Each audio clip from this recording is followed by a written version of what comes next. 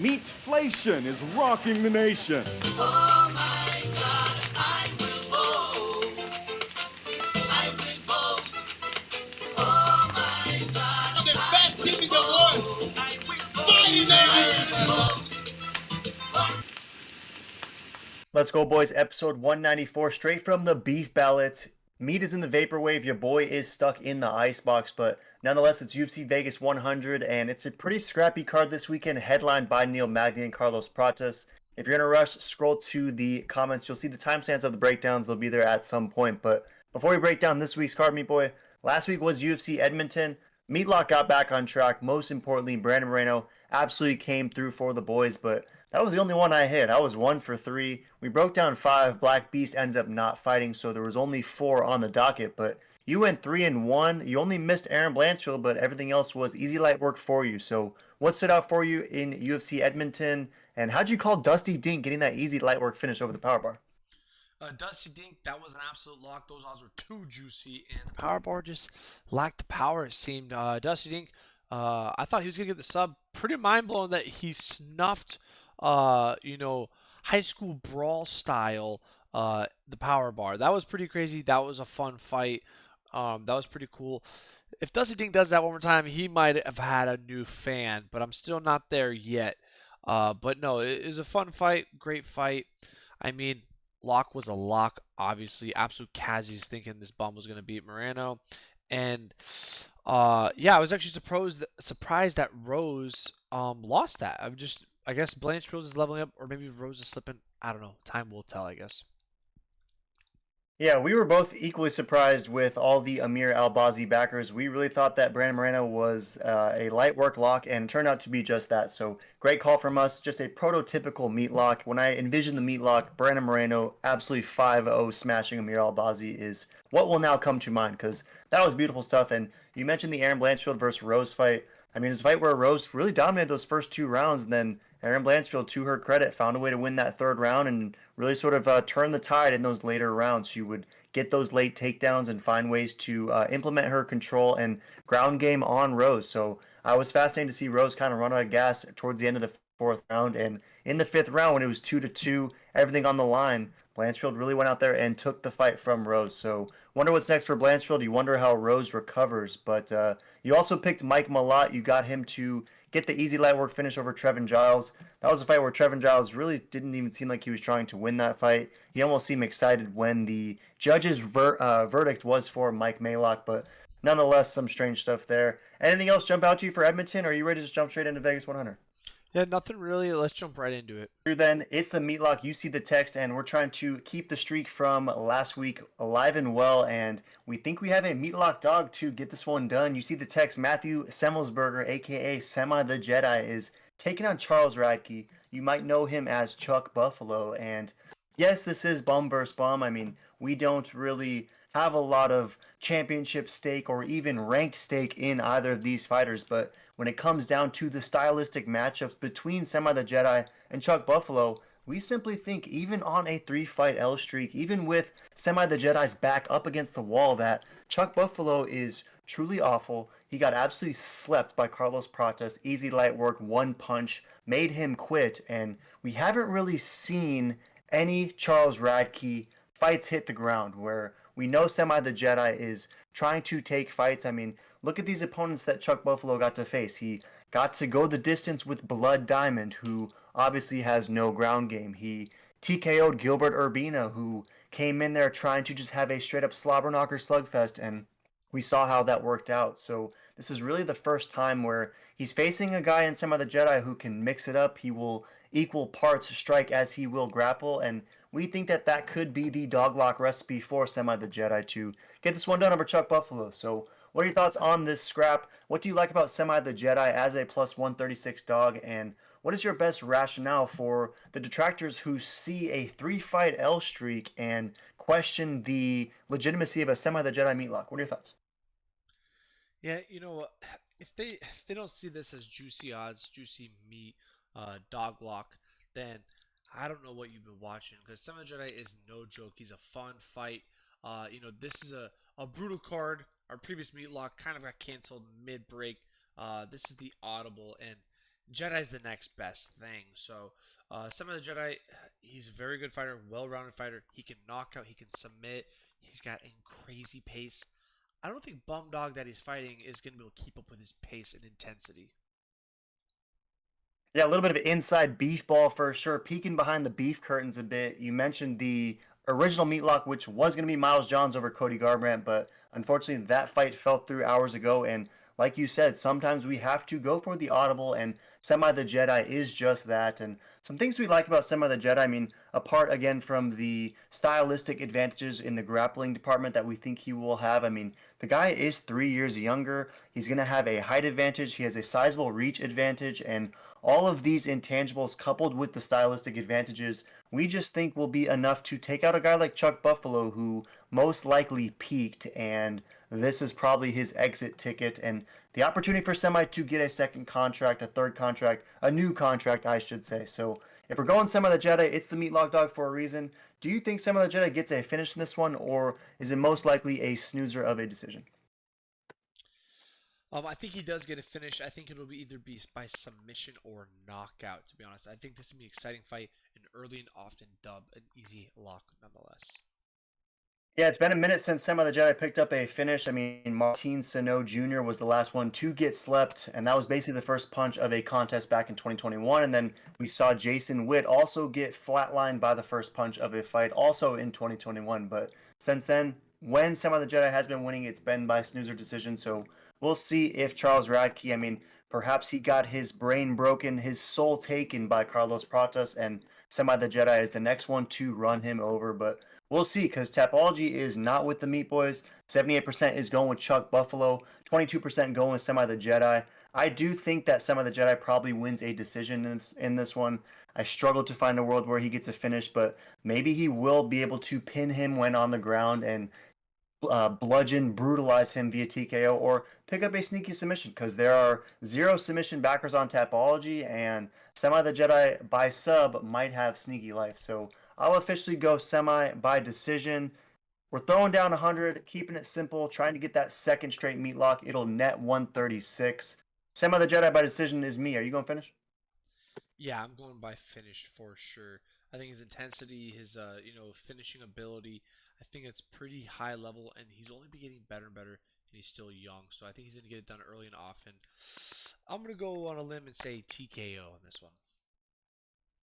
Yeah, Book It Meat says that Semi the Jedi gets it done via intensity, but nonetheless, Meat Boy, swap us through, because it's another intense matchup here. It's Gerald Mearshart, aka GM3, taking on Rainier de Ritter, who is making his debut, right? This is a guy coming in from one championship. He was the champ over there in multiple divisions, and it's been fascinating to see his perspective, where he says that the most pop, the most new followers, the most new fans he's ever gotten was when the announcement was made that he had signed with the UFC. So really just a fascinating lens onto, you can be a literal double champ in other organizations, yet simply just signing with the premier promotion being the UFC, that gets you the greatest pop. But nonetheless, he's got a lot of hype coming in. The last time we saw him, he was fighting in UAE Warriors 51, and he picked up an easy light work finish over Magomed Kasayev, who has an impressive sounding name for sure. But he's taking on GM3, who, I mean, we've seen this story a million times, right? If you want to test how good you are, go up against GM3, and oftentimes Gerald Mearshart finds ways to win fights. I mean, how many times have you picked GM3 as around a plus 240 dog like he is just now, and you've ended up cashing with what usually is a third round finish for GM3 in a fight that looks dangerous early? So in this one, the question is, I mean, we've seen GM3 get slept by hype beasts before, right? Namely Hamzat Shemaev. We've also seen him run through hype beasts such as Mahmoud Muradov. So in this situation here, is Rene de Ritter closer to Mahmoud Muradov hype beast level, or is he closer to Hamzat? Who do you take? Definitely not Hamzat. I think GM3 is going to submit him to a classic GM3, lose every round, then get a submission in the third. It would be fascinating, right? Because Rene de Ritter is a dude who has never lost via submission, right? He has, however, been slept twice, and he's got slept in 2 of his last 3 fights. Because this is a dude who was 16-0 to start his career, but you'll notice he's 17-2 coming to the UFC, meaning he's lost 2 of his last 3. got finished in 2 straight, and it was fascinating because the first one was against Anatoly Myshkin for the light heavyweight championship. He gets slept, and then the two rematch, this time, however, for the middleweight championship, and he gets slept again, this time via TKO in the third round. So maybe this is just one of those, that's his kryptonite, that's his bad matchup, and GM3 is not quite on that guy's same level, or perhaps he hasn't really faced a GM3 like level just yet. But if you look at Tapology, they're overwhelmingly bullish on DeRitter. 79% is taking the debutant, majority is Brown for the KO finish, and I guess to me that makes some sense given that we have seen GM3 get finished before, and we know that Rene DeRitter is a power punching finisher. But do you see a world where if DeRitter gets this one done, it's likely by finish, or can DeRitter win a decision? Like, give me your best guess on how you see this fight playing out. I mean, if Dorina gets a finish, it's probably by KO. GM3 is very susceptible to KOs. But I don't know. I really think it's going to be a smashing, classic GM3 move. Submission third round. Looks terrible. Is terrible. But yet wins again. Yeah, I kind of buy that, Meepo. I don't always pick GM3, but I don't know. You are kind of convincing me that that's how this fight goes because seemingly that's how the last few GM3 fights have gone. I mean, last fight against Edmund Shabazibum, he picked up performance of the night, and he didn't even get to that third round. He got that one done in the second round, and fight against Brian Barberena, he did the same. So GM3 maybe is rewriting the recipe, and instead of getting it done late three, lately he's been getting it done in late two. So we'll see how this fight goes for sure. But I'm with you, Meat Boy. I'm gonna roll with the plus 240 dog in GM3. I'm fading the hype beast to Ritter. He is the younger fighter. He is the taller fighter. He does have the reach advantage, but when it comes down to level of competition, this guy's been shown over in 1FC while GM3 has been fighting the best of the best for the last 10 years. So let's go GM3. Let's go for the dog in this one. I'll officially go by GM3 by second round finish. You're going third round? Going third round finish. Swap us through then, cause and let us know in the comments. Are you rolling with the hype beast in this one? Are you fading GM3, or are you with the Meat Boys and think GM3 gets this one done? But swap us through, Meat Boy, cause this one is also funny. Ricky Tercios is taking on Bernardo Sopai, and Sopai I was interested to see is like a minus 355 favorite in this one against Ricky Tercios, who obviously, I mean, it's Ricky Tercios, right? This guy is hit or miss. The last time we saw him, he got absolutely smoked by Raul Rosas Jr., but the fight before that, he did win versus Kevin Natividad, although most fighters do win against Kevin Natividad. So it's tough really to analyze the stock currently of Tercios, especially against a guy like Sopai, who, when we just saw him against Vinicius Oliveira, he got absolutely destroyed. I mean, that was a difficult fight to watch. Sopai somehow managed to almost survive, but then got absolutely slept by a flying knee with 19 seconds left in the contest. But that was one of those fights where the ref probably could have intervened at the end of the second round, and then the dude ate an array of damage in that third. So a brutal sight for Sopai, and a fascinating one now knowing the next time he steps into the UFC, he's suddenly a minus 355 favorite. So do you make anything of the odds? Are they equally striking to you as they are to me? And if so, are you bullish enough on Ricky Tercios to pick him to win a fight? You know, it is interesting. UFC debut gets sent to another galaxy and then giant favorite still. Like, very interesting.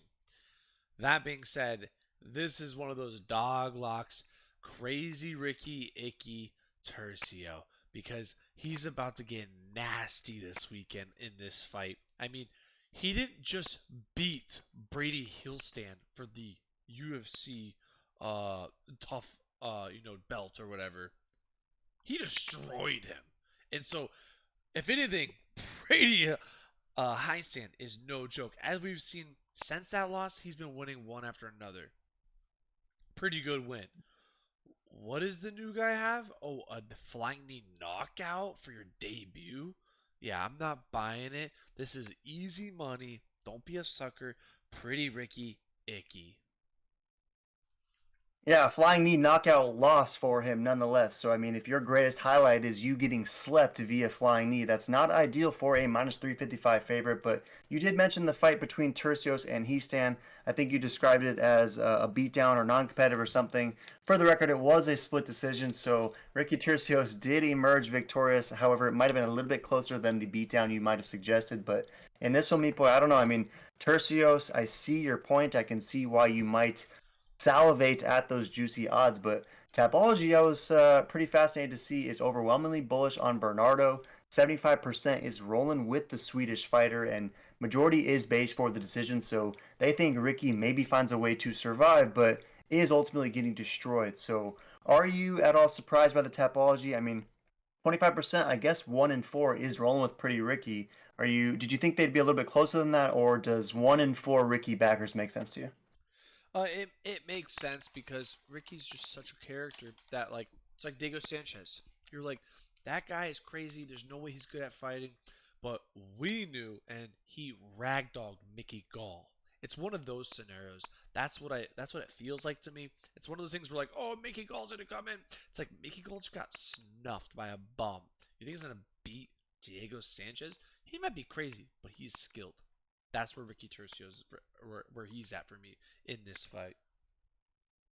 Yeah, fair enough. And I mean, the guy does have the win over Dan Argueta. He went the distance with Ayman Zahabi, who is arguably now a top 15 guy after his impressive win over the weekend. So I can see why you might lean Ricky Tercios, but you mentioned a direct quote that I'm going to take verbatim where I think you nailed. You simply said there's no way he's good at fighting when describing Ricky, and I'm going to have to pounce on that point, Meat Boy, because I agree with you. There is no way that Ricky Tercios is good at fighting, and there's no way even against a guy like Bernardo Sopai, who just got thoroughly decimated in his first UFC contest. I don't think there's a way that Ricky Tercios even beats this guy. So I'm taking the Lion King. He is 7 years younger. He's 5'6" officially, which means he's 5'3", and his 66-inch reach is 5 inches shorter than Tercios. But I just don't see Ricky Tercios. I mean, if he brings that Kia energy and is throwing those punches that are somehow 5 feet off of his opponent, I just don't see a world where this guy ever wins another UFC contest. So I'm going to take the Lion King, but obviously at minus 355, there is absolutely nothing there. I think if there's anything, it's Lion King by decision. But for Meat Boy's sake, I got Bernardo. You got Ricky by decision or finish? Ricky by finish, submission, second round. Yeah, let us know if you agree with Ricky Tercios picking up a finish or if you agree with your boy that Ricky Tercios hasn't finished a sandwich in years. But nonetheless, me boys, swap us through because we got a couple to go. And this one is one of the more fascinating fights, I think, on the card, odds-wise specifically. It's Karolina Kovacevic taking on Denise Gomez. And this fight card is kind of falling apart. I mean, they stuck this fight third from the top, so that sort of suggests the shallow aspect of this fight card. But this one is fascinating specifically because Carolina, I mean, this is a woman who had lost 5 straight fights, yet somehow still had her contract, and she showed the UFC that she was deserving, even after a 5-fight L streak, of preserving her contract because she rifled off 4 straight wins, and some of those wins were pretty fake decent, right? I mean, Vanessa Demopoulos, not bad. Diana Balbicha, okay, like some solid, okay mid-tier W's, and then she did run into Yasmin Lucindo most recently, and that was in May of this year, and she dropped the unanimous decision, but it's still 4 of 5 victories for Carolina. I guess the counterpoint would be she's almost 40 years old. She's about plus 400, and she's taking on Denise Gomez, who is a woman who, in this division specifically, kind of packs a different punch than a lot of the other women in this division. I mean, rarely do you see 115-pound women pick up back-to-back finishes, and that's exactly what Denise Gomez did in 2023 when she slept Bruna Brazil as a fat underdog and then did the same thing to Yasmin Haragoui in another fight where she was a fat underdog. So the lone blemish on her career in the last 4 fights, you can say, was that decision loss against Angela Hill, but she rebounded recently with a split decision over Eduardo Mora. So in this fight, are you bullish on Denise Gomez? I mean, she's kind of outperformed expectations early on in her career. So is it possible that she peaked and Carolina at plus 400 and as a supreme levels test might cash as a sizable dog? Or is Denise Gomez going to come in here and finally retire Karolina Kovacevic? I guess the question is Angela Hill better would beat Carolina, or would she lose Carolina? And that honestly might be a toss up because the records are a toss up, their performances are a toss up. Some days they look amazing, some days they look like trash. Um, I can see, I mean, that's such juicy odds where I just want to pick her purely because this really is a pick 'em in my opinion because they're both equally the bad. But Denise probably wins. It seems like they're trying to maybe build her. It's a good levels test for her, experience, etc. If she can't beat this girl, then they'll probably just cut her. So I think they're trying to fast track her to see if she's worth keeping. That's what it feels like. So I'm gonna go with Denise. I think she might pull through. If not, she'll probably get a contract PFL. Yeah, it's a good point, right? I think the UFC is definitely seeing what they have in this woman because you're totally right. I mean, if by the UFC standards, she should be able to get through Carolina, right? Carolina is almost like the GM3 of this division where she'll beat a lot of women, but if you're actually good, then you should be able to get this one done. But it's a fascinating fight. You mentioned Carolina versus Angela Hill, what that might look like. I was scrolling back because I'm like, those two had to have fought back in the day, but they haven't ever matched up, so that could be a matchup for the future. But in this one, meat boy, Carolina versus Nisi. Tapology's overwhelmingly bullish on Gomez. 83% is rolling with her, and majority is beige for the decision. Only 17% is going with Carolina, and it's all beige for the decision. So the 17% of the Carolina backers think her only pathway is by decision. Do you buy that Carolina can only win by decision? And do you agree with the Tapology backers that Denisi most likely wins by decision? Or is Gomez going to sleep her with one of those meat bombs? Yeah, I would say that probably Carolina wins by decision if she wins, but if Denise wins, she's definitely sleeping her. Like, there's no doubt about that. If Denise doesn't sleep her, I gotta imagine that Carolina wins via decision.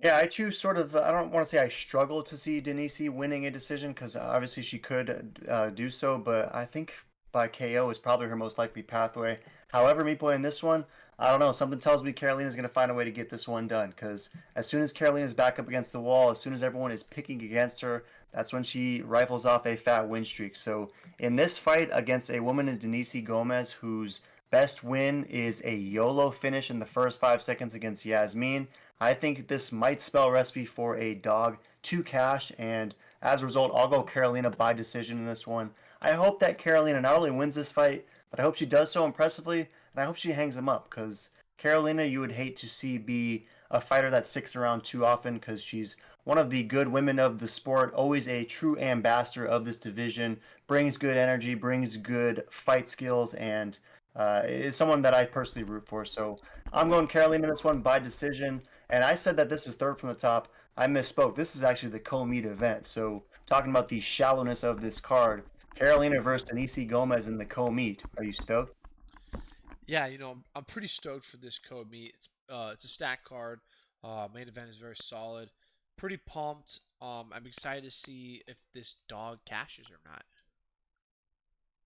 Yeah, no shortage of hyperbole coming from Meat when he describes this as a stacked card, but nonetheless, Meat Boy, swap us through because I do agree with you. This Meat event is pretty fire. It is a fascinating matchup between Neil Magny, the Haitian sensation, taking on Carlos Pratas, who is nicknamed the Nightmare and truly has been a nightmare for every UFC fighter that he's had to face because this dude is going in there and absolutely sleeping guys easy light work. I mean, we saw Trevin Giles get smoked second round. We saw Chuck Buffalo get smoked first round, and most recently, and perhaps most brutally, it was our boy the Leech getting absolutely slept with that brutal left hook from Carlos Pratas. And I think that one really sort of solidified the strength of this guy because while, yes, you can point to the strength of schedule kind of lacking in the opponent's pre Leech, but Leech is a dude who's been there, done that. He has some high level UFC wins and is a guy who's very well rounded. So to see him just get absolutely decimated by Carlos Pratas,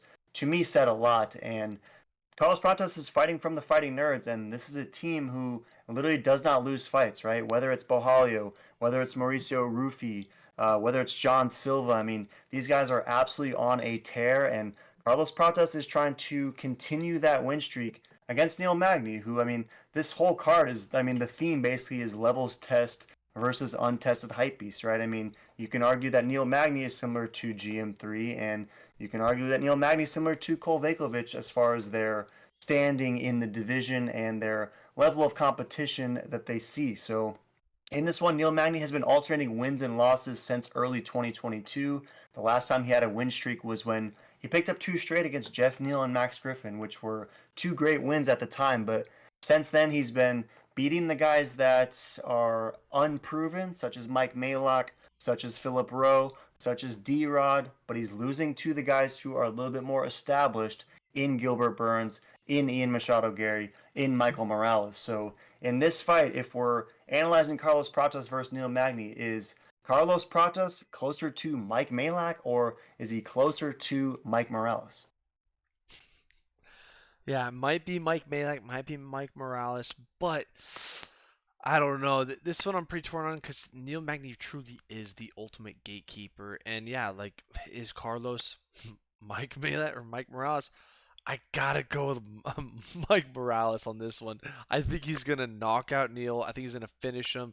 I truly think that Carlos is the real deal. He is the true nightmare. He is slick. He is quick, and he's gonna make this fight quick.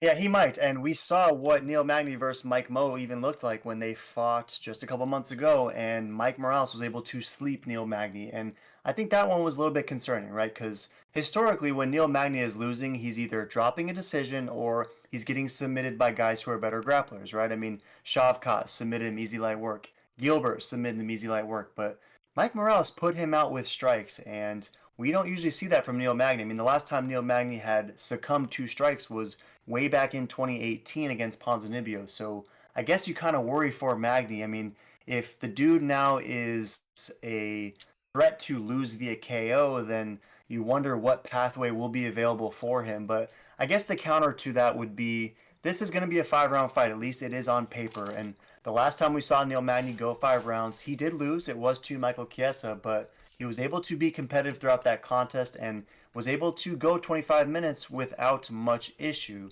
Carlos Pratas, meanwhile, is a guy who is used to getting fights done early. So if you're taking Pratas, and it sounds like you are, does he get this one done early and often, similar to Michael Morales did, or is this going to be a fight where he has to dig deep? And if he is unable to get that early finish, are you concerned at all about what this fight might look like in the third, fourth, or fifth round? Yeah, absolutely. I mean, when it goes to the fourth, fifth round, Neil Magny obviously gets scary because the longer the fight goes, the better he gets. And we just don't know. There's still a lot of unknowns about the Nightmare, but I think the Nightmare, 15 KOs. This dude strikes, bangs. He is slick. He is quick. He's going to get a knockout. That's so sick. And I think it's going to be second round knockout. Yeah, I buy that. He's the real deal for sure. I mean, I'm never picking against one of these fighting nerds. I mean, until they show that they can lose fights, then it's impossible for me to pick against them. So officially for me, boy, the pick is definitely Carlos Pratas. However, I might day of have a couple different random dinks on Neil Magny round 3 finish, Neil Magny round 4 finish, and Neil Magny round 5 finish. And I mean, obviously it's a bold strategy because Carlos Pratas is a guy who likes to finish dudes early and often, but Neil Magny sometimes can be very durable, and the unknown factor does exist. What does Carlos look like in those latter rounds? So the pick is Carlos for sure. Carlos by finish is most likely, but some hedge dinks on the Haitian sensation R3, R4, R5 might be live pending what the odds look like on Saturday. So I'll take Pratas by finish. You got Pratas by finish as well? Yeah, protest by finished 100%. Let us know if you two are taking the hype beast, the fighting nerd Carlos Pratas, or is Neil Magny too much of a levels test? But nonetheless, Meat Boy, we broke down. Did we break down 4 or 5? 5. We broke down 5 last week. We tried to break down 5, but I went 1-3 because the beast didn't show up. You went 3-1. Of the 5 this week, are you going 5-0? Yeah, I'm definitely going to 5-0.